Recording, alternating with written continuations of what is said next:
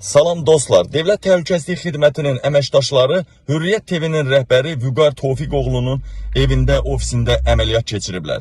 Əməliyyatın səbəbi onun xalqın gözünü açmasıdır və Ramiz Mehdiyevin məktubunu şübhə altına almasıdır. Mən deyəni o da dedi, Ramizin məktubu söhbəti yalandır, nə mühür var, nə tarix var, nə imza var, yalandır. O da onu dedi, ona görə qəzəbə tuş gəldi. Yuxarıdaşlar, əvvəl Dövlət Təhlükəsizlik Xidmət əməkdaşları belə qələt eləmirdi, indi isə Əli Nağıyevdə qudurubdu. Bundan başqa dəyərli vətənlərim icra başçısı, Balakən icra başçısı İslam Rzayevi həbs ediblər. Bu Əhməd Əhmədzadə və Zeynal Ağdəliyevin komandasının dağıdılması üçün başladılmış bir prosesdir.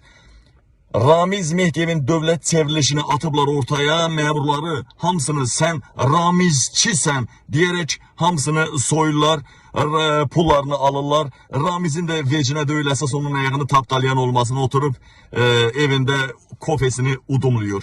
Əziz vətənlərim, dəyərli soydaşlarım, Ramiz Mehdiyevin söhbətini ortaya atmaq da əsas məsələlərdən də biri. Bilirsiniz ki, gələcək ildə heç bir pensiya artımı yoxdur, heç bir sosial yardım, təminat, heç nə yoxdur. Üstəlik də maaş kəsintiləri, qiymət artımları dəhşətlidir. Bunu xalqın yadından çıxartmaq üçün Ramiz söhbətini gündəmdə saxlayıb qiymətləri qaldırırlar, anamızı ağlar qoyurlar. Trump'ın oğlu Bolqaristandan 6 milyardlıq Lukoilin bütün səhmlərini aldı, zapravkalarını, neft ayırma zavodunu 6 milyard dollar onun pulunu İlham'a ödətdirdilər. 2-3 gün öncə Putin zəng elədi, 5 milyard verməlisən.